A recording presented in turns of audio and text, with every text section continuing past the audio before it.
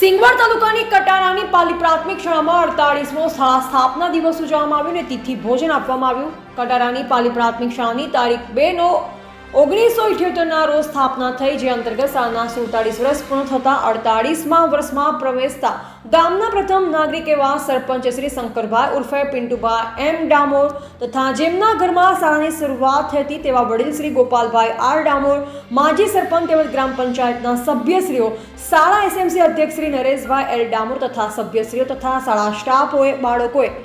શાળા સ્થાપના દિવસને ઉલ્લાસભેર શાળા શણગાર કરી તેમજ શાળામાં કેકની જગ્યાએ ભારતીય સંસ્કૃતિ પ્રમાણે 48 દીવા પ્રગટાવી ગામના સરપંચ તેમજ શાળાના આચાર્ય SS શાહ અને અખિલ ભારતીય રાષ્ટ્રીય શૈક્ષણિક મહાસંઘ સિંગવડના પ્રમુખ પિયુષ કુમાર અને ચરપોટ દ્વારા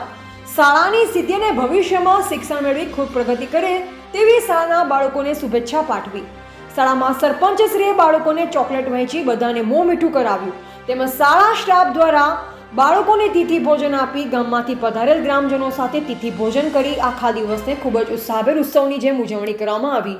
રિપોર્ટર પ્રદીપ કુમાર ટી વડવાઈ, સિંગવડ, દાહોદ।